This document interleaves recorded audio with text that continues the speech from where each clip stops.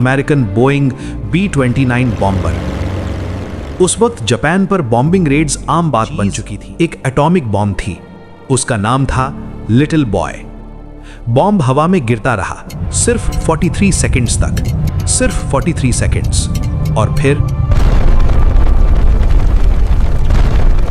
Blast के तुरंत बाद जो लोग जिंदा बचे थे उनके लिए जिंदगी एक नई जंग बन चुकी थी।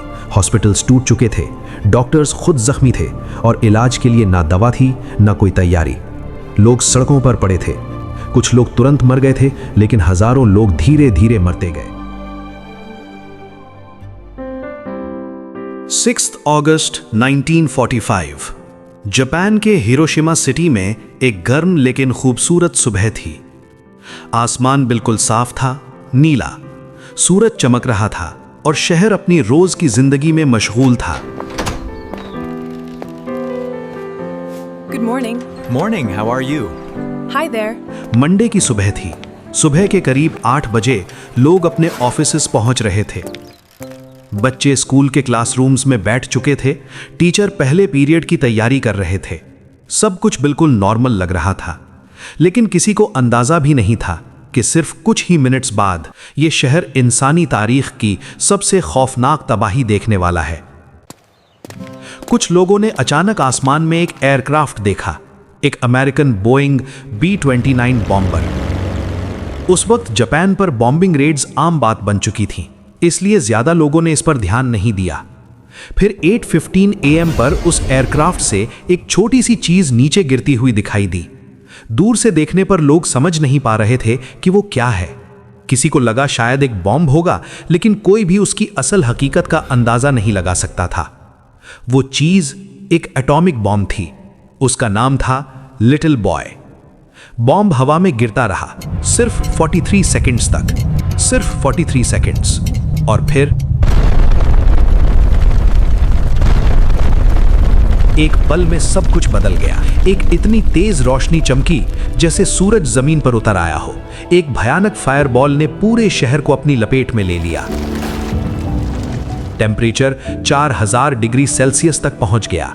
इतनी गर्मी कि लोग इंस्टेंट वेपराइज हो गए, उनके जिस्म मिट गए, सिर्फ उनकी परछाइयां दीवारों और पत्थरों पर रह गईं। कुछ सेकंड्स के अंदर ही 80,000 लोग मर चुके थे। एक पूरा शहर एक पल में खत्म हो गया। और यहां से एक सवाल पैदा होता है, अमेरिका ने हिरोशिमा पर एटॉमिक बॉम्ब क्यों गिराया?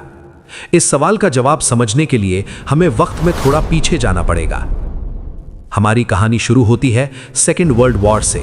1939 में जर्मनी के डिक्टेटर एडोल्फ हिटलर ने पोलैंड पर हमला कर दिया। यहीं से दुनिया की सबसे बड़ी जंग शुरू हुई। इस वॉर में 2 बड़े ग्रुप्स थे। एक तरफ थे एक्सिस पावर्स, जर्मनी, इटली और जापान, और दूसरी तरफ थे allied powers, United states, Britain, Soviet union और चाइना। शुरू में अमेरिका इस वॉर से दूर रहना चाहता था। वर्ल्ड वॉर 1 के बाद अमेरिका ने डिसाइड किया था कि वो यूरोप और एशिया के कॉन्फ्लिक्ट्स में इंटरफियर नहीं करेगा, लेकिन दुनिया का पावर बैलेंस तेजी से बदल रहा था। एशिया में एक नई ताकत उभर रही थी, जापान। 1900s के शुरू में जापान ने भी यूरोपियन पावर्स की तरह अपनी एम्पायर बनाना शुरू कर दिया था। उनका सपना था ग्रेटर एशियन एम्पायर। उनका कहना था कि वो एशिया को यूनाइट करना चाहते हैं, लेकिन असल में ये भी एक कॉलोनियल एक्सपेंशन ही था। 1931 में जापान ने मंचूरिया पर कब्जा कर लिया, फिर धीरे धीरे चाइना के कई हिस्सों पर कंट्रोल कर लिया। 1940 तक जापान ने वियतनाम, लाओस और कंबोडिया जैसे एरियाज भी कैप्चर कर लिए। ये सब देखकर अमेरिका परेशान हो गया, लेकिन अमेरिका ने सीधा वॉर शुरू नहीं किया। उसने एक अलग स्ट्रैटेजी यूज की, इकोनॉमिक प्रेशर। अमेरिका ने जापान को आयरन, स्टील और कॉपर जैसे रिसोर्सेज देना बंद कर दिया। फिर सबसे बड़ा स्टेप लिया, ऑयल सप्लाई बंद कर दी। उस वक्त जापान का 80% ऑयल अमेरिका से आता था। यह जापान की इकोनॉमी और मिलिट्री के लिए बहुत बड़ा झटका था। अमेरिका ने एक कंडीशन रखी, अगर जापान चाइना से अपनी आर्मी वापस बुला ले और जर्मनी इटली से अलायंस तोड़ दे तो ऑयल सप्लाई फिर से शुरू हो सकती है।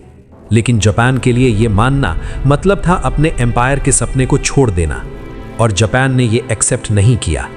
उन्होंने एक और रिस्की प्लान बनाया। उन्होंने डिसाइड किया कि वो साउथ ईस्ट एशिया के ऑयल रिच एरियाज कैप्चर करेंगे। लेकिन एक प्रॉब्लम थी। इंडोनेशिया उस वक्त डच कंट्रोल में था और मलेशिया ब्रिटिश कंट्रोल में। अगर जापान इन पर अटैक करता तो अमेरिका रिएक्ट कर सकता था। इसलिए जापान ने एक डेयरिंग प्लान बनाया। अगर अमेरिका को पहले ही अटैक कर दिए जाए तो शायद वो वॉर में एक्टिवली पार्टिसिपेट नहीं कर पाएगा। और फिर 7 दिसंबर 1941 जापान ने अमेरिका के पर्ल हार्बर नेवल बेस पर सरप्राइज अटैक कर दिया। सिर्फ 2 घंटे के अंदर 19 यूएस नेवी शिप्स डिस्ट्रॉय हो गए, 188 एयरक्राफ्ट तबाह हो गए और 2000 से ज़्यादा अमेरिकन सोल्जर्स मर गए। ये अटैक अमेरिका के लिए एक बड़ा शॉक था। अगले ही दिन अमेरिका ने जापान के खिलाफ वॉर डिक्लेयर कर दिया। अब सेकेंड वर्ल्ड वॉर सच में ग्लोबल बन चुकी थी। 1945 तक जर्मनी और इटली हार चुके थे। हिटलर ने सुसाइड कर लिया। एक्सेस पावर्स में अब सिर्फ जापान बचा था। लेकिन जापान सरेंडर करने को रेडी नहीं था। जापान में उस वक्त एक अलग आइडियोलॉजी चल रही थी। लोग अपने एम्परर हिरोहितो को लगभग भगवान मानते थे। उन्हें बचपन से सिखाया जाता था कि एम्परर के लिए मरना सबसे बड़ा ऑनर है। इसी आइडियोलॉजी से जन्म हुआ कामिकाज़े अटैक्स का। जापानीज पायलट्स जानबूझकर अपने एयरक्राफ्ट एनिमी शिप्स पर क्रैश कर देते थे, एक तरह का सुसाइड मिशन। अमेरिका ने जब ओकिनावा बैटल लड़ा तो उन्हें समझ आ गया कि जापान को ग्राउंड इन्वेजन से हराना बहुत महंगा पड़ेगा। सिर्फ ओकिनावा में ही 12,000 अमेरिकन सोल्जर्स मर गए और 100,000 से ज़्यादा जापानीज सोल्जर्स भी। अगर पूरे जापान पर इन्वेजन होता तो लाखों लोग मर सकते थे।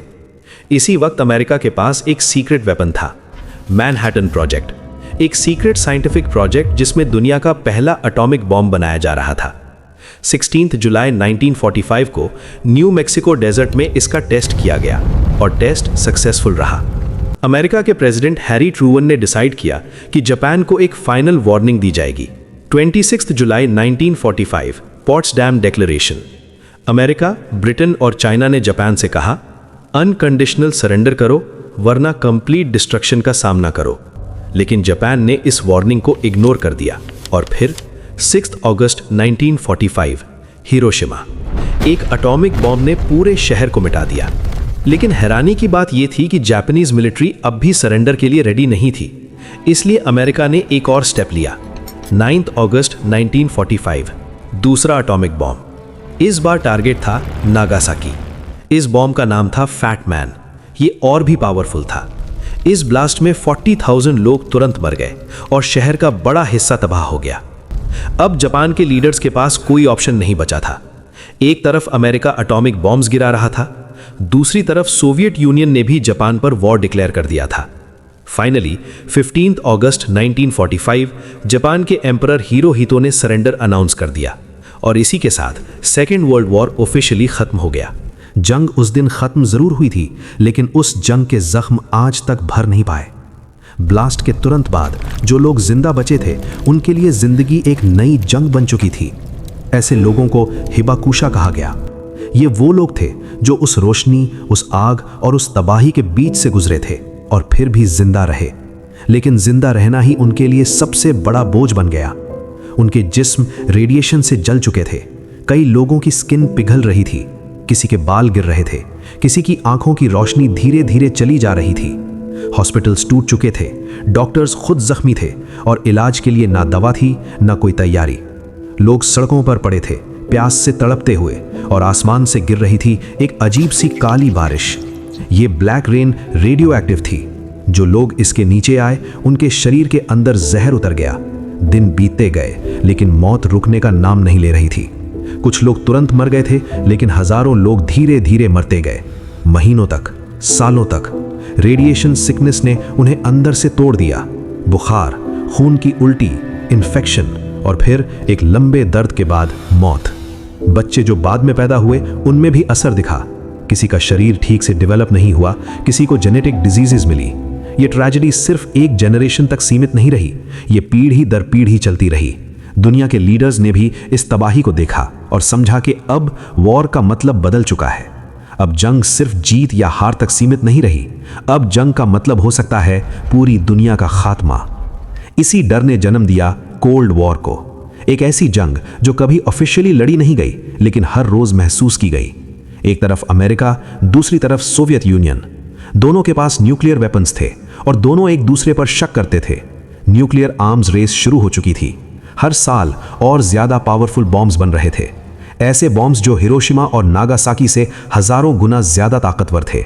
लेकिन साथ ही एक डर भी बढ़ रहा था, म्यूचुअली अश्योर्ड डिस्ट्रक्शन, यानी अगर एक ने अटैक किया तो दोनों तरफ से सब कुछ खत्म। ये एक ऐसी सिचुएशन थी जहां जीतने वाला कोई नहीं होता। इसी वजह से न्यूक्लियर वेपन्स होते हुए भी उन्हें यूज नहीं किया गया।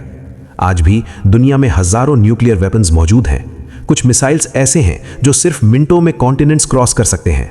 टेक्नोलॉजी और एडवांस हो चुकी है, लेकिन खतरा अब भी वही है।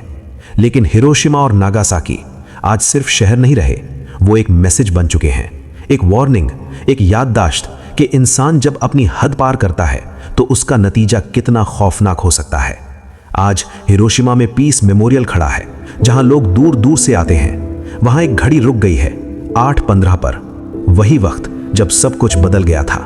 हर साल 6 अगस्त और 9 अगस्त को लोग कैंडल्स जलाते हैं, दुआ करते हैं और एक ही बात कहते हैं, नेवर अगेन, कभी फिर नहीं। क्योंकि अगर हमने हिस्ट्री से कुछ नहीं सीखा तो शायद एक दिन हिस्ट्री खुद को दोबारा दोहरा देगी, और उस दिन ना हिरोशिमा बचेगा, ना नागासाकी, और शायद ना ही इंसानियत।